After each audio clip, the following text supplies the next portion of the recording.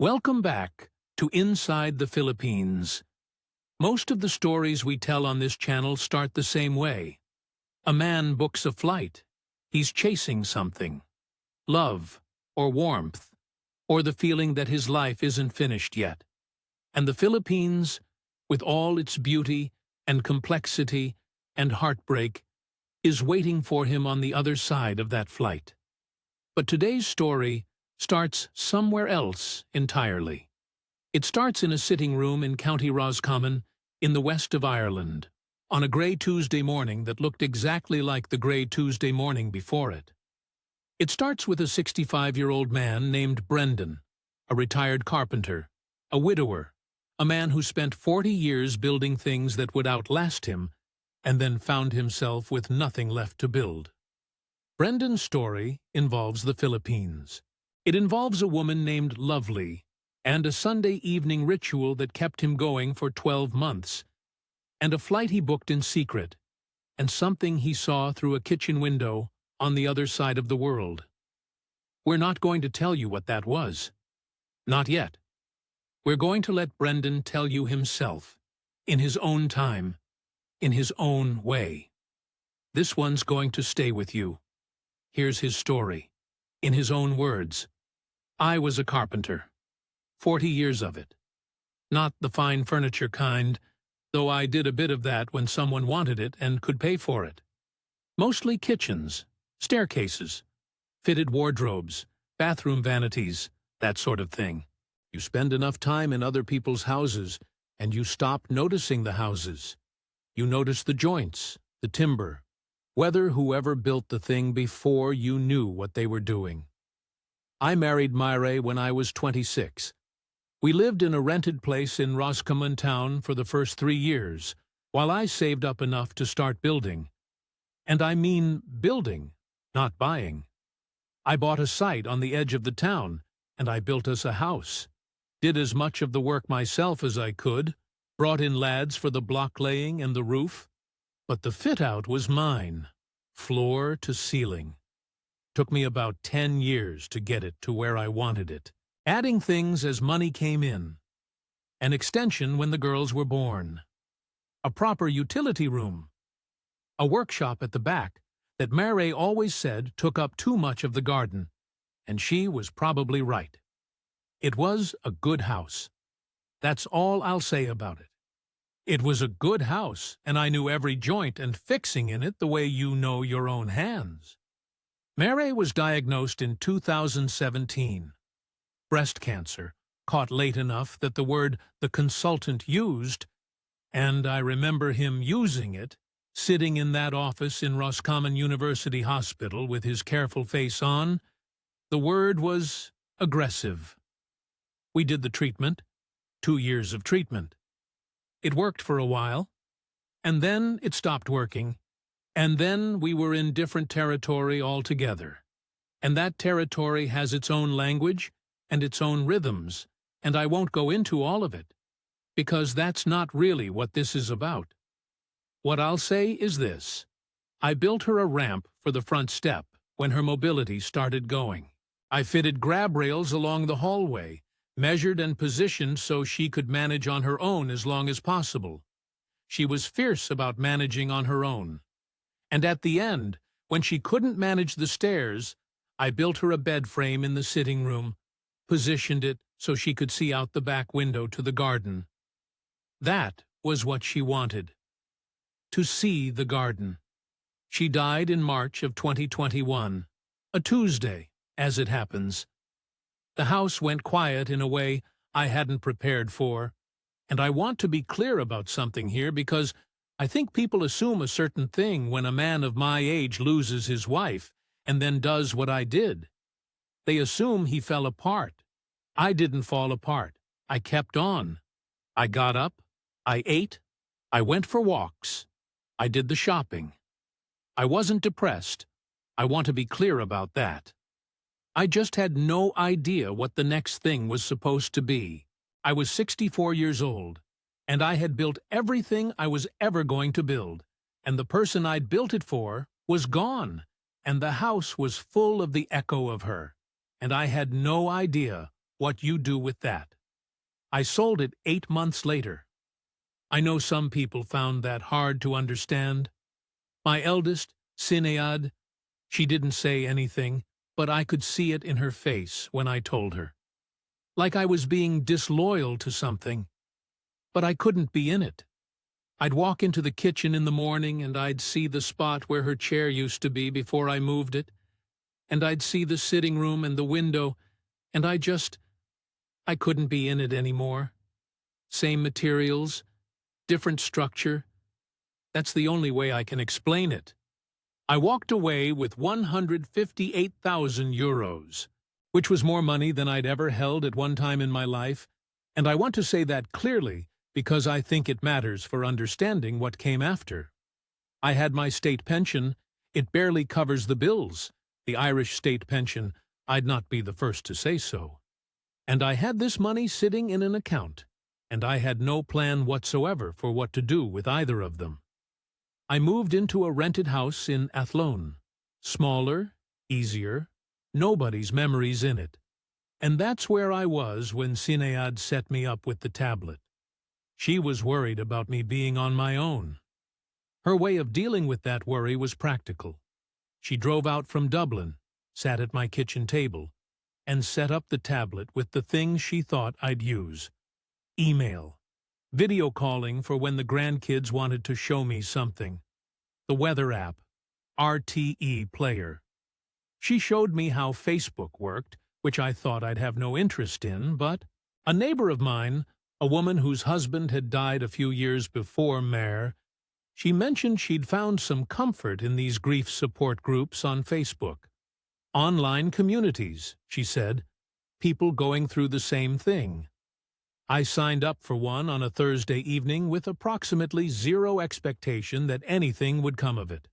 She was right that it was mostly women, mostly candle emojis and scripture, and a lot of the language of prayer, which isn't exactly my world. I was raised Catholic the way most people my age in Roscommon were raised Catholic, which is to say thoroughly and with diminishing returns. But I read more than I posted. There was something in it. Not the scripture, just the fact of people saying true things about what it was like. I posted something myself after about 3 weeks. A short thing, clumsy enough, about how you can stay busy all day. And I had been staying busy, walking, doing small jobs around the rented house, and still feel the absence, like a physical weight. Like something pressing on your chest that isn't pain exactly, but isn't nothing either. A woman commented on it. 3 sentences. She said she understood exactly what I meant. She said her mother had died the previous year after a long illness, and that the hardest part wasn't the grief. It was the specific, strange emptiness of a house that used to need you in it. Her name on the profile was Lovely. Her profile photo showed her standing outside what looked like a provincial church somewhere. Dark hair, a plain blouse, the expression of someone who'd just been asked to smile and had done their best. I sent her a reply. That was the beginning of it. And I know how that sounds. I know exactly how that sounds. But I want you to understand something before I go any further. It didn't feel like the beginning of anything in particular. It felt like 2 people who'd both sat with someone dying, recognizing something in each other across a very large distance. And for a while, for quite a long while, that's genuinely all it was. We messaged back and forth through the Facebook group for about 3 weeks before she suggested moving to Messenger. Just so it was easier, she said, less public. I had no objection to that. Sinead had set up Messenger on the tablet, and I'd barely used it. I moved it to the home screen, and that was that. The early conversations were about grief. Specifically, and only about grief. She told me about her mother. Her name was Perla, which I thought was a beautiful name, and she died of complications from diabetes after a long illness that Lovely had managed largely on her own because her brothers were working in Manila and couldn't come home often. She was the eldest daughter. She said this without self-pity, the way you'd state a fact about weather. She was the eldest, so she stayed. That's how it worked. I told her about Mare. More than I'd told most people, actually, including some I'd known for 30 years. There's something about talking to someone at a distance, through a screen, who has no stake in how you're managing, no opinion about whether you're grieving correctly, no worry that you're becoming a burden. She just listened, asked questions, good ones. Not the questions people ask when they're waiting for you to say you're fine so they can relax. The other kind. I think about why it felt different. And the honest answer is that it felt like being heard by someone who actually knew what the thing was. Not the death, specifically. Everyone knows about death, but the particular texture of watching someone go slowly. The way time reorganizes itself around the illness. The way you stop making plans beyond the next appointment, the next prescription, the next small crisis. She knew that texture, and I knew she knew it, because the details she used were the right details, the ones you only know if you've been in it. We were at this for 2 months before she mentioned anything about video calls. And again, it was practical. She said her signal was poor, and sometimes messages got delayed for hours, and would it be easier to talk properly? I said yes. I'm not sure I fully understood what I was agreeing to, or what it would come to mean, but I said yes. The first call was a Sunday evening. I remember it was already dark outside, and I'd had my tea, and I sat at the kitchen table with the tablet propped against the fruit bowl. She appeared on the screen, and she looked like her photograph, which sounds like a low bar, but it isn't apparently in certain corners of the internet. She was in her kitchen, plain walls, a religious calendar on the wall behind her, a string of small lights around a framed picture of the Sacred Heart, which I recognized from my own grandmother's house. We talked for 40 minutes, and I can't tell you most of what we said, but I remember thinking afterward that it had been the least strange 40 minutes I'd had in quite a long time. That became the routine. Sunday evenings my time, which was Monday morning hers. She was 8 hours ahead, and I learned fairly quickly how to read the light in her kitchen as a kind of clock. Early calls had thin morning light. Later ones had the fan going in the background and her still in her dressing gown, which she apologized for once, and I said she needn't bother, and she laughed. She had a good laugh, quiet but real. She asked about Mare every week, not in a way that felt performative. Just, she'd ask if I'd thought about her this week, or whether there was something that had reminded me of her, and I'd answer, and she'd listen, and sometimes she'd talk about her own mother in return. After a while, the calls started running to an hour, then longer. I didn't notice the length. That's maybe the thing worth noting. I didn't notice it because I wasn't watching the clock, which was not something I could have said about most of my social interactions in the previous 2 years. She sent me a photograph, around the 3rd month, of the church near her home in San Fernando. Nuestra Señora del Pilar, she said it was called, old, Spanish colonial, the kind with thick walls and a wide forecourt, and bells that would rattle your teeth on a Sunday morning. She said it reminded her of the photos I'd described of the church in Strokestown, where Mara and I had been married. I found a photograph on my phone from the wedding, 39 years ago, taken on a disposable camera, quality not great, and sent it to her. She looked at it for a moment on the call and said the 2 churches looked like cousins of each other. I don't know why that landed the way it did. It just did. 5 months in, she had never asked me for anything. I want to be specific about that, because it matters.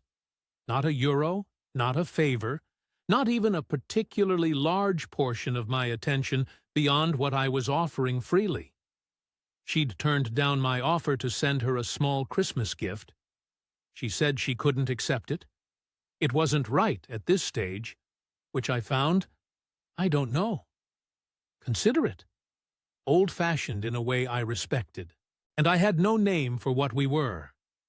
That's also true. I wasn't telling myself I had a girlfriend in the Philippines. I was a 65-year-old widower in Athlone with a tablet and a Sunday evening call I'd started to organize my week around, and I hadn't examined that too closely. And maybe I should have. But it was the first thing in 2 years that had made the week feel like it had a shape. And when you've been without that for long enough, you don't interrogate it. You just hold on to it.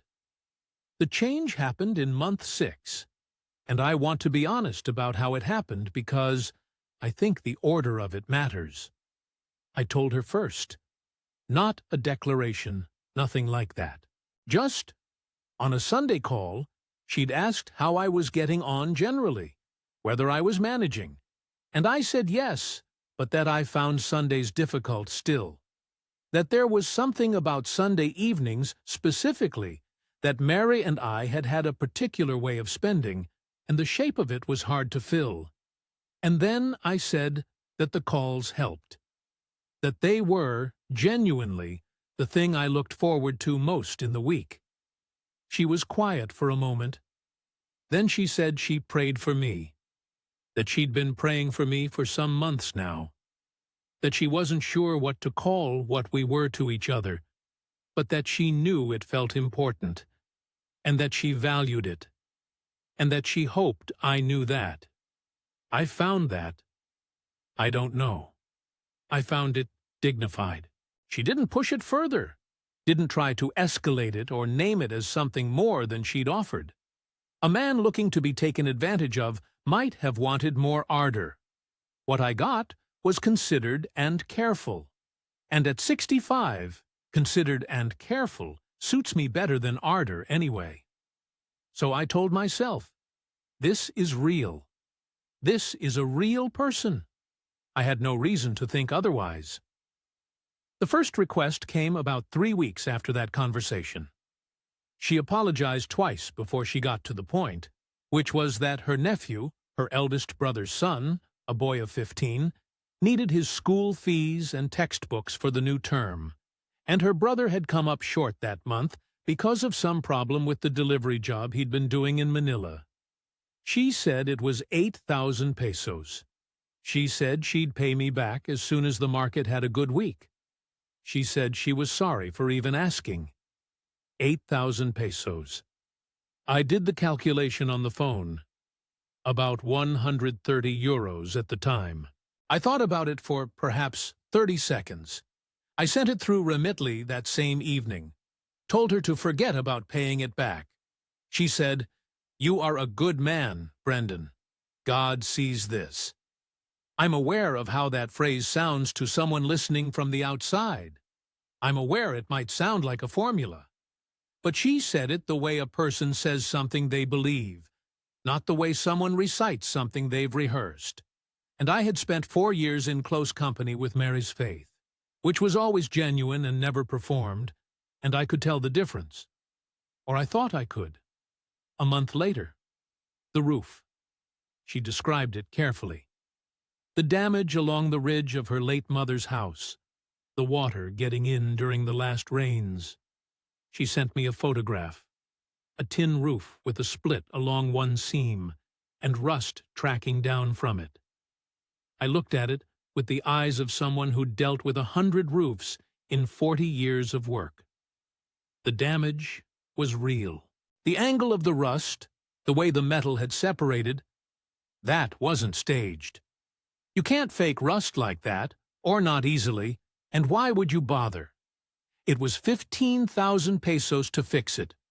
Roughly 245 euros. Typhoon season coming. She said she'd get her cousin's husband to do the work. He was a builder. She just needed the materials. I sent it. Of course I sent it. A man who spent his working life watching what water does to an untreated roof does not leave a roof untreated. You are a good man, Brendan. God sees this. 3 more over the following 2 months. A medical appointment for an elderly aunt, her father's sister, who needed a blood test and consultation at the provincial hospital in San Fernando. 9,500 pesos, about 155 euros. A shortfall in her market stall rent for the month when sales had been slow. 11,000 pesos, roughly 180 euros. School uniforms for 2 of her nieces, the daughters of the brother in Manila. She was buying them as a kindness because he was behind on his rent and couldn't manage. 7,500 pesos, about 120 euros. Each request came with its own specific context. Each one made sense on its own terms. Each one was for someone other than herself, which I noticed and which I found. I still find it difficult to know what to think about this. Was it calculated? Was it genuine? I genuinely don't know. Filipinos have a word. I've read about it since. Utang na loob. The debt of gratitude. The obligation to your family that runs deeper than any individual preference or inconvenience. From what I understand of it, the eldest daughter holding together a family that's struggling isn't manipulation. It's just what you do. It's simply the shape of the life she was in. I offered more than she asked for, twice. Both times she said no. Not deflecting, not making a show of refusing, just a plain no. That's too much. This is enough. The second time she said, I only ever take what's needed. I believe that was true in the way she understood need, which was a wider definition than mine, but not a dishonest one. By the end of those 2 months I had sent, in total, approximately 4,200 euros. I want to be clear about what that figure meant to me. I had 158,000 euros in an account. The state pension covers the rent in Athlone and a bit more. 4,200 euros was the price of a decent kitchen installation. Not nothing, but not nothing in the way a smaller amount might have been nothing. It was something I could absorb without noticing a hole in my life. Maybe that's relevant. Maybe if it had hurt more, I'd have stopped sooner. But I also want to say this, and I mean it. I didn't feel robbed. Not at any point during those months. I felt useful. And I know that might sound pathetic to some people watching this, but I'd spent 2 years being useful to nobody. And this was the first time since Mary had died that my practical capacities, the ability to look at a problem, assess what it needed, and provide it, felt like they were serving some purpose. I was good at taking care of things. That had always been my way of caring for people. Lovely gave me something to take care of, and I did it willingly. She never once suggested I should come to the Philippines. I want to state that clearly. The idea, when it finally began forming, came entirely from me. I'm going to describe this next part carefully because one think it's the part where one have the least excuse. The money had stopped being the issue by month 9. The amounts had leveled off, no new requests for nearly 6 weeks, and the Sunday calls had settled into something that felt, and I use the word deliberately, domestic. We talked about ordinary things, what she'd sold at the market that week, a program I'd been watching on RTE that I tried to explain to her and couldn't really. The weather in Athlone, which is a topic that can carry more conversation than you'd think if you're Irish. She told me about the roosters in her barangay that started before 4 in the morning, and how she'd stopped hearing them years ago, the way you stop hearing a clock. I told her about the jackdaws that nested in my chimney every spring, and how Myra used to threaten them with a broom. It was in this period that I started noticing things, not dramatically. More like the way you notice when you're working in someone else's kitchen, that a cabinet door doesn't quite sit flush. You file it. You move on. But you've noticed. The first thing was the address. She'd mentioned San Fernando, Pampanga, in various ways across the months. The barangay name, the road near the church, the market she described as being 20 minutes' walk from her house. I'd looked it up on Google Maps, as you do. I could see the church clearly enough, Nuestra Señora del Pilar, right where she'd said it was.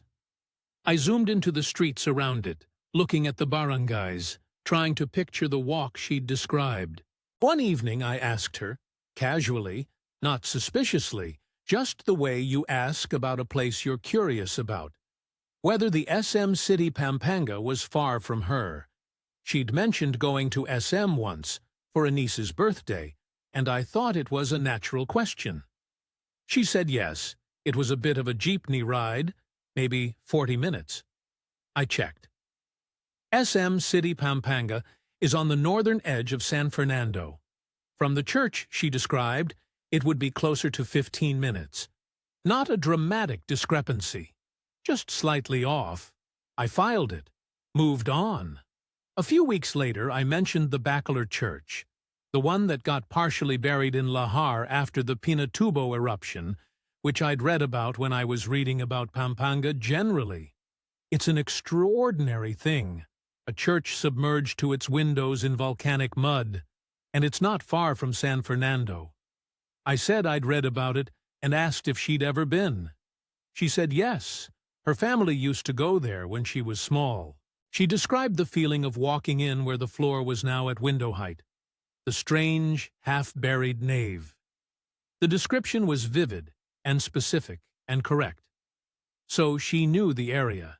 She'd been there. The slight wrongness of the SM answer was probably just, I don't know, a bad estimate. People are bad at estimating distances. I'm bad at estimating distances. I filed it, moved on. The phone availability was the second thing. Sundays were always reliable. She was always there, always on time, always in the kitchen with the fan going and the light that told me what time of morning it was for her. But during the week, and I wasn't messaging her constantly, I want to be clear about that. I'm not a man who sends dozens of messages a day. It's not my nature. During the week, there were gaps. Messages going unread for 12 hours, sometimes longer. She'd explained this early on. Poor signal at the market. The phone battery was unreliable. In month 9, I offered to send her money for a new battery. She accepted. 2,500 pesos, about 40 euros. The response times improved for perhaps 3 weeks. Then they drifted again. I thought about it once, sitting in the kitchen in Athlone with a cup of tea. And then I thought, she's a woman running a market stall in a provincial Filipino town, not a PA with a desk and a charger. Of course, her phone is unreliable. And I went back to whatever I'd been doing. The third thing was the photograph of the bicycle. She sent me pictures occasionally. Nothing posed, nothing romantic, just things from her day. A tray of vegetables laid out for sale. The view from her window of the rooftop opposite. Her late mother's small garden, which she was trying to maintain. In one of these, taken from the doorway looking into the garden, there was a child's bicycle visible at the edge of the frame. A small one. Pink, I think, though the photograph wasn't great quality. She had told me she had no children.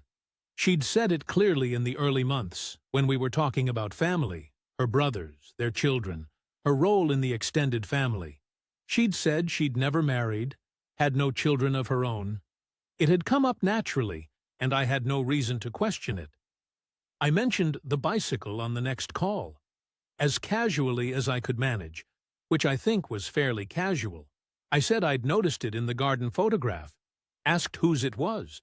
She said it belonged to a neighbor's child, that the child sometimes played in the yard, that the family next door had several small ones, and they came and went.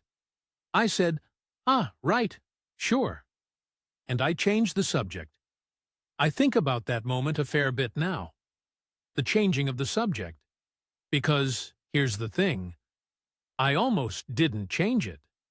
There was a second, maybe 2 seconds, where I had a follow-up question ready in my head. Something like, does that happen often? The neighbor's kids using the yard? Just to see how she answered. Whether it came easily, or whether there was a beat before it came. I didn't ask it. I changed the subject. I've tried to be honest with myself about why. The easy answer is that I didn't want to seem suspicious, didn't want to create an atmosphere of distrust over a bicycle. And that's true as far as it goes. But the fuller answer, if I'm being fair to myself, is that I was already considering visiting. And I think some part of me had decided that whatever questions I had were better answered in person than over a screen. You can't be lied to by a kitchen window. You can only see what's there. So the bicycle went into the same drawer as the SM distance and the drifting phone availability. Filed, not forgotten. I'm not someone who forgets things, but set aside with the specific intention of revisiting them in a different way. I started properly researching flights about 2 weeks after the bicycle photograph. Dublin to Manila. What that looked like in terms of route, time, cost, whether you needed a visa, you didn't. An Irish passport gets you 30 days on arrival. What the drive from Manila to San Fernando looked like. I found a travel forum where someone had described the journey as 2 hours in good traffic, more in bad, and to go by private car if you could manage it rather than the bus. I didn't tell Lovely any of this. I booked the flight on a Tuesday afternoon. Aer Lingus to Amsterdam, then KLM, the rest of the way to Manila. I sat at the kitchen table in Athlone with the tablet propped against the fruit bowl. The same spot I sat for the Sunday calls. And I worked through the booking pages with the careful attention I'd once given to timber measurements. Double-checked the dates. Read the cancellation policy. €740 return.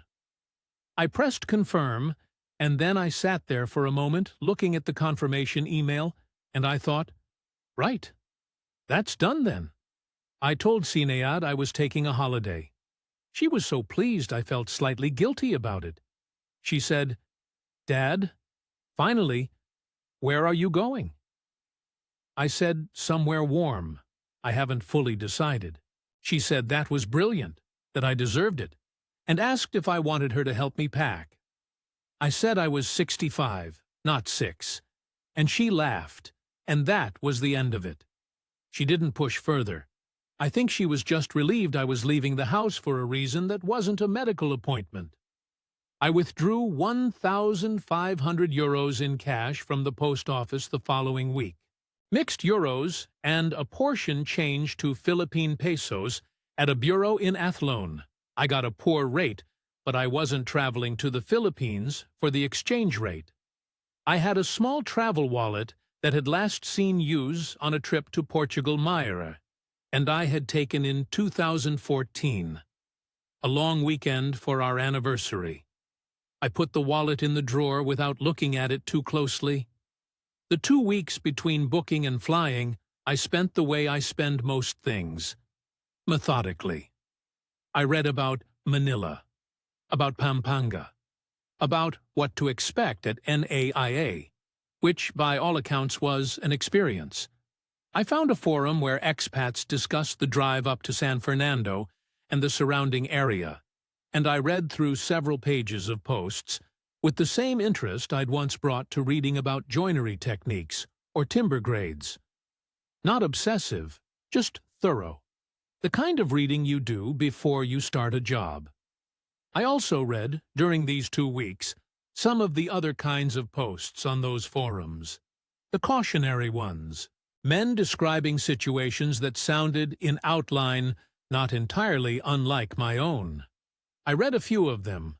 I told myself the differences were obvious.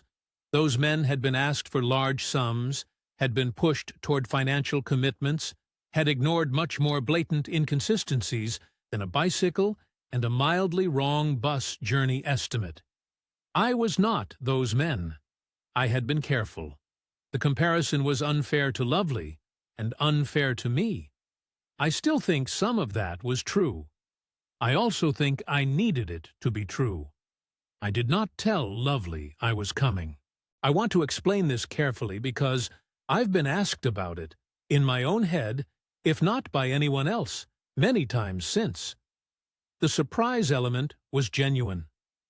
I had imagined her face when she opened the door, the shock of it softening into something warmer, and I found I wanted to see that. Wanted to give her something unexpected and good. That was part of it. But there was another part. The part that had spent 4 years learning to read a person's face for what it wasn't saying. Mary had been private about her pain. She didn't want to burden me or frighten me, or both, and I'd learned over those years to watch for what appeared in unguarded moments. The face before it had composed itself. The expression when she didn't know I was watching. I wanted to see Lovely's face before it had composed itself. I'm not sure I'd have admitted that to myself at the time. But it's true, and this seems like the appropriate place to say true things. The night before the flight, I rang her. A Wednesday, not a Sunday. She seemed mildly surprised at the timing, but not worried. Asked if everything was all right. I said yes, just wanted to hear her voice. She was in the kitchen, the fan going, the light behind her, the particular amber of a Filipino evening. She showed me a bag of vegetables she'd bought at the market, bitter melon and some long beans, and said she was planning to make pinakbet the following day, which is a vegetable stew her mother used to make. She'd described pinakbet to me before. I'd looked up the recipe once, just to understand what she was talking about. She seemed well, easy, nothing guarded in how she spoke, no tension I could detect. She asked if I'd eaten. I said I had. She said, "You should eat better, Brendan. You don't eat enough." And I said I ate perfectly fine, and she made a face that said she didn't believe me, and we both smiled. I said good night. She said, "Good night. Sleep well." She said, "I'll talk to you Sunday." I said, "Yes, Sunday." And I ended the call. I sat for a while after. The kitchen was quiet. The flight was at 6:45 in the morning, which meant a taxi at 4. I'd set 2 alarms, the way I always did for early starts, old habit from decades of getting to jobs on time. I'd laid out what I was taking. 1 bag, not large, a man of my age and temperament doesn't need much for 2 weeks somewhere warm. I'd bought a small box of Butler's chocolates at the petrol station, the kind they sell near the till. A pasalubong, I'd read, was the thing you brought when you arrived somewhere. A gift. I hadn't been sure what to bring, but chocolates seemed reasonable. Neutral. The sort of thing that doesn't assume too much. I went to bed at 10. I lay in the dark, and I thought about the image I'd been carrying for 2 weeks. The face at the door, the surprise, the recognition. I thought about the kitchen in the video calls, the Sacred Heart picture, the fan, the light. I thought about the church she'd described, the thick Spanish walls, the forecourt. I thought about the bicycle. And then I stopped thinking about the bicycle. Because there was nothing useful in it, and the taxi was coming at 4, and I needed to sleep. I slept. Not well, but enough. I remember the heat at NAIA as a physical fact, like walking into a wall. It was just after 7 in the morning, and already the air outside the terminal was thick and wet, and smelled of diesel and something sweetish underneath it that I couldn't identify. There were men offering taxis, and men offering other things, and a general noise and press of people that I navigated by keeping my bag close and my head down, which is how I navigate most things. I queued for an official taxi. I had the address written on a piece of paper. I'd assembled it from months of conversation, the way you'd piece together a specification from a client's notes. cross-referencing the barangay name she'd mentioned, the road near the church, the description of the market. I handed the paper to the driver. He looked at it, nodded, and we moved off into the Manila traffic, which was extraordinary, and which I will not try to describe in full, except to say that road markings appeared to be advisory. The drive north took just under 2 hours.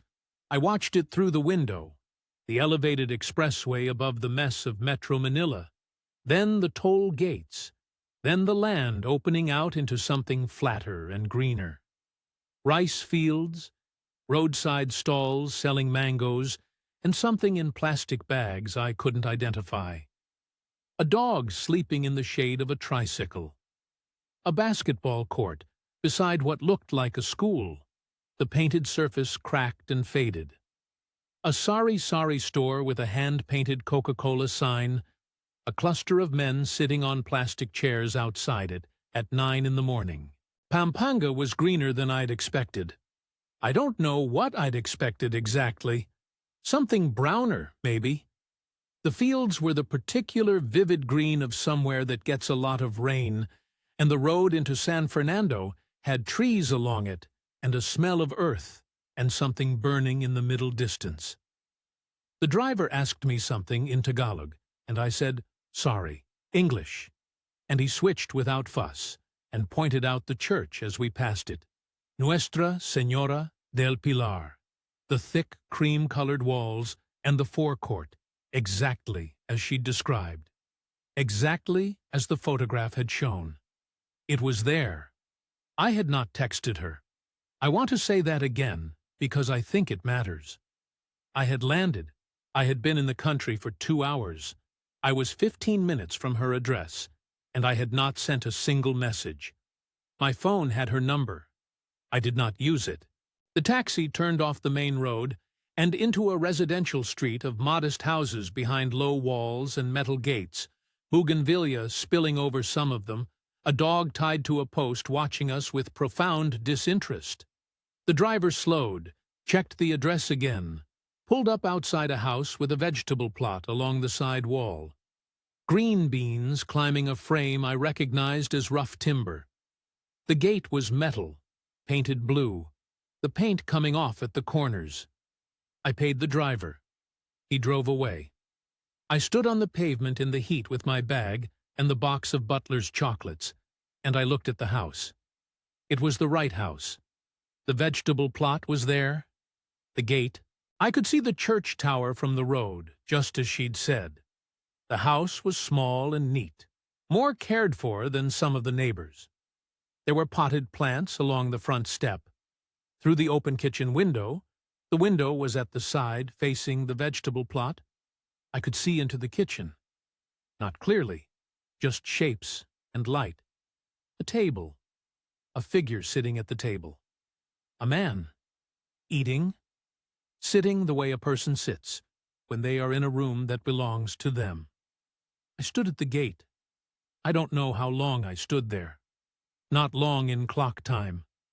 Long enough that a girl of about 8, sitting on the step of the house next door, had been watching me with frank curiosity for what felt like a while.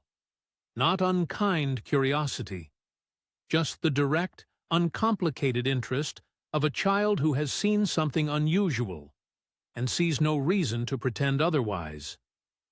I turned to her. I said, "Do you know who lives here?" She nodded. She said Lovely's name. Then she said another name. A Filipino man's name, 2 syllables. And then she said a word I knew from my reading. Asawa. Husband. I turned back to the gate. Lovely came out of the house. She had seen me through the window. I understood this later. Not then. She came through the front door and along the short path to the gate, and she stopped there, on her side of it. And she looked at me. I want to describe her face, because I think it's the most important thing in this whole story. It wasn't guilt. I know what guilt looks like on a person, and it wasn't that. It was something older. Tiredness, maybe, and a kind of, I don't know, readiness. The face of someone who has been carrying something heavy for a long time and has just been told they can put it down. She said, "Brendan." I said, "Yes." She didn't pretend she didn't know why I was there, or that she was surprised to see me. She stood at the gate, and she told me, in a voice that didn't shake, that her husband hadn't worked in 2 years, that there were 2 children. The bicycle had been the younger one's, a girl of 6, that everything she'd told me about the roof, the nephew's school fees, the aunt's health, all of it was real. Every emergency had been real. She had not invented the need. She had invented the version of her life that would allow a man like me to meet the need. She said she knew the difference. She said she was sorry for the difference. And then she said, "I needed help, and I also cared for you. I know these are not supposed to exist together." I believed her. Both parts. I still do. And that's the part one find most difficult to carry. Not the money, not the wasted journey, but the fact that I believe her, and I don't know what to do with that belief. I stood at the gate for another moment. Then I said, "Right, so." I got back in the cab. The taxi I'd asked to wait, because I am a methodical man, and some part of me had known I might need it. I stayed 2 nights in a hotel near the airport. A business hotel, the kind with a breakfast buffet and corridors that all look the same. I don't remember the name of it. I remember the air conditioning was very cold, and the television had about 40 channels, and I understood none of them except CNN, which I watched for a while with the sound low before turning it off. I didn't go out. There was a Jollibee visible from my room window. I recognized the logo from my reading, and on the second evening I went down and got something from there, a chicken meal of some kind. It was fine. I ate it at a table by the window and watched the street outside and thought about things the way I think about most things, which is slowly and without drama and without arriving anywhere in particular. I did not contact Lovely. There was nothing more to say. She had said what was true, and I had heard it, and that was the complete shape of what had happened between us. There was no version of a second conversation that would have improved on the first one. What I thought about, mostly, was the architecture of it, not the deception itself. I'd understood that within about 30 seconds of the child saying Asawa, but the specific structure of how it had been built. She had used real materials. The grief was real. The mother who died was real. Her name was Perla. I believe she existed. The church was real. The market was real. The roof had genuinely needed fixing. I'd seen the photograph, and I knew a damaged roof when I looked at one. Every request had been for something that actually existed and actually needed addressing. She'd taken real need and built around it a shape that would fit a particular kind of man. A man who responded to practical problems with practical help. A man who'd spent 4 years caring for someone and had his caring instincts sitting idle. A man alone enough to value the Sunday evening call as the fixed point of his week. I'm not saying she engineered all of this from the start. I don't think it was that calculated. I think she found something in me that was useful and she used it, and I think she also found something in me that she valued, and those 2 things existed at the same time. That's all I know, and I've stopped trying to pull them apart. I flew home on the Thursday. Sinead picked me up from Dublin Airport, which I hadn't asked her to do, but she'd insisted. She asked how it was. I said warm, busy, different. She asked if I'd enjoyed myself. I said it was interesting. She seemed satisfied with this. She dropped me at the house in Athlone, and I made a cup of tea, and I sat at the kitchen table in the same spot I'd sat for a year of Sunday evenings, and the room was quiet. I've not told Sinead the full story. I'm not sure I will. It's not shame. I've been trying to be honest with myself about what it is, and I don't think it's shame. It's more that the story belongs to me in a way that other stories don't, and I'm not sure she needs to carry it. She worries about me already. Now, the accounting. I want to be specific, because I think specifics are more useful than generalities when you're trying to learn something from someone else's experience. Total transferred to Lovely over 7 months, approximately €4,200. Flight, Dublin to Manila and return, used one way, €740. Hotel near NAIA for 2 nights, meals, incidentals, approximately €380. Total, just over €5,300. I have more than €152,000 remaining in my account. My pension covers the rent and the basics. I am not ruined. I am not even significantly damaged in financial terms, and I want to say that plainly, because I think one of the things that stops men talking about this kind of thing is the belief that they have to have lost everything to justify the story. You don't. You can lose a moderate amount of money and a year of your emotional life, and that can still be worth examining. What I lost that doesn't appear in those figures is harder to account for. For 12 months I had a Sunday evening. I had someone who asked how I was getting on, and actually listened to the answer. I had felt, for the first time since Mare died, that my ability to help and provide and take care of things was being used for something. Those things were real to me. The architecture around them was false, but the experience of them was genuine, and I grieved the loss of it, the way you grieve something real. Because, to me, it was. I left the grief group. I couldn't go back to it after. Not because I was angry, I'm not angry, or not much, but because it no longer felt like a place I could be honest. And if I can't be honest somewhere, there's no point being there. Here's what I'd say to you. If you're watching this, and you're recently widowed, or recently divorced, or recently anything that has left you in a house that's quieter than it should be, you are not weak for wanting connection. You are not foolish for reaching toward warmth when someone offers it. These are not character flaws. They are what it is to be a person. But your need is visible to people who have needs of their own, and the distance of a screen makes it easier to be whatever a person needs you to be. And you should know that before you let something become the fixed point of your week. Go and see the thing before you build on it. That's the only lesson I have. A carpenter's lesson, and not a very complicated one. But I'll tell you it's the kind of thing that sounds obvious until you're standing at a gate in Pampanga holding a box of Butler's chocolates. She asked about Meyer, right up until the end. Every Sunday. I think that part was real. One have to think that part was real. That's Brendan's story.